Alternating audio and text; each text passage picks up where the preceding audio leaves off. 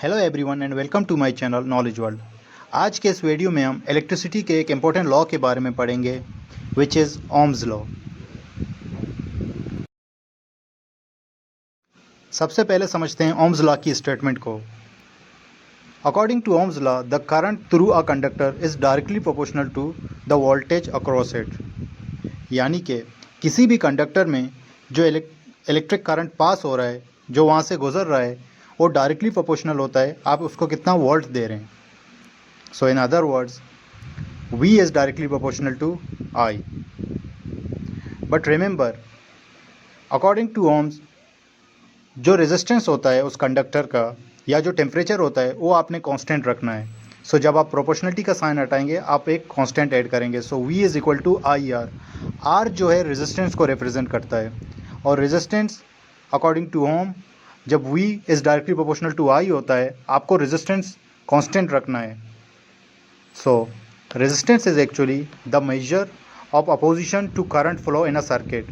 यानी कि एक सर्किट में जब करंट फ्लो हो रहा है उसको कोई चीज़ रोकती है, एक ऐसी फोर्स होती है उस करंट को फ्लो करने से, आगे जाने से रोकती है, दैट इज़ रेजिस्टेंस। जैसे आप स्क्रीन में देख रहे हैं दो एरो अपोजिट डायरेक्शन में बने हुए हैं। सो आप अज्यूम कर लें अगर करंट इस तरफ मूव हो रहा है तो रेजिस्टेंस उसके अपोजिट डायरेक्शन में मूव होगी। रेजिस्टेंस करंट को रोकेगी, उसको आगे मूवमेंट करने से। रेजिस्टेंस उसकी एक रुकावट है। लेकिन अगर कंडक्टर में रेजिस्टेंस कांस्टेंट रहेगी तो V is directly proportional to I। जितना वोल्टेज बढ़ेगा उतना करंट बढ़ेगा। The SI unit of resistance is ohm. और जो ये आप सिंबल देख रहे हैं ये ओम का सिंबल है। This is the SI unit of resistance. So this was Ohm's law, जिसकी स्टेटमेंट यही थी कि वोल्टेज और करंट एक दूसरे के डायरेक्टली प्रोपोर्शनल होते हैं, प्रोवाइडेड दैट कि हम रेजिस्टेंस को कांस्टेंट रखें, रेजिस्टेंस को हम नहीं बढ़ाएंगे, तब V is directly proportional to I।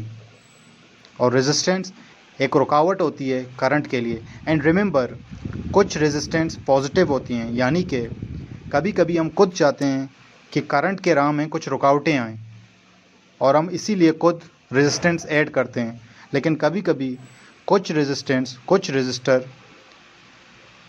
नुकसानात भी देते हैं, जैसे कि पूरा वायर ईट अप हो जाता है, जल जाता है। सो वो हम अपने अपकमिंग वीडियोस में डिस्कस करेंगे। अगर आपको ओम्स लॉ से रिलेटेड या रेजिस्टेंस से रिलेटेड कोई भी क्वेश्चंस हो तो आप नीचे कमेंट बॉक्स में पूछ सकते हैं और उसके साथ साथ आप चैनल सब्सक्राइब करके बेल का बटन दबा दें सो दैट मैं जब भी कोई न्यू वीडियो अपलोड कर लूँ तो आपके पास नोटिफिकेशंस आ जाएं।